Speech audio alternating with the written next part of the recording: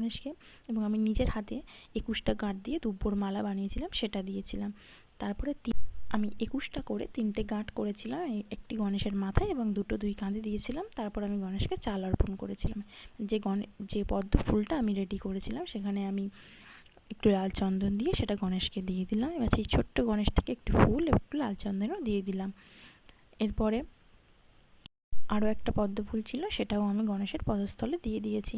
এরপর আমি একটা থালায় রেখেছিলাম 5টা পান পাতা, আতপ চাল, সিঁদুর, 1 টাকার একটা কয়েন, 5টা হলুদের গাঁট, 5টা সুপারি এবং 5টা লবঙ্গ, 5টা এলাচ, এবং আরও একটা বাটিতে মুগ, সবুজ মুগ, একটা সুপারি, একটা লক্ষ্মী প্রদীপ, একটা 1 টাকার কয়েন, সেটাও প্রস্তুত করে আমি গণেশকে নিবেদন করেছিলাম। এবং ঘিয়ের প্রদীপ জ্বালিয়ে নিচ্ছিলাম, ধূপ জ্বালিয়ে নিচ্ছিলাম।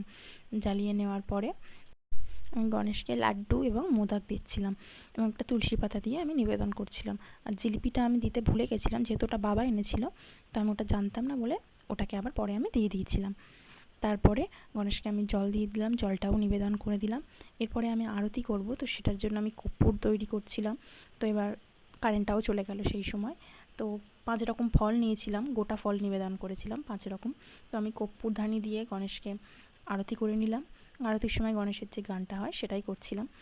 আর ধুনো দিয়েও আমি গণেশকে বরণ করে নিয়েছিলাম, প্রদীপ দিয়েও আমি গণেশকে বরণ করেছিলাম, একটু প্রদীপের ভাপও দিয়ে দিচ্ছিলাম এবং ধূপের হাঁড়ি দিয়ে দিচ্ছিলাম। অবশেষে আমি গণেশের নাম মানে ওং গং গণপতে নমঃ এটা আমি 108 বার জপ করে আমি প্রণাম মন্ত্র দিয়ে আমি আমার পুজো সম্পন্ন করলাম একটা বাতি জ্বালিয়ে।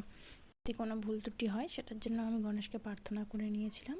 তো ভিডিওটা এত পর্যন্তই। আর যতটুকু পেরেছি আপনাদের সঙ্গে শেয়ার করার চেষ্টা করেছি। ভিডিওটা কেমন লাগলো অবশ্যই কমেন্টে জানাবেন, ভালো লাগলে একটা লাইক করে দেবেন। দেখা হচ্ছে নেক্সট কোনো ব্লগে।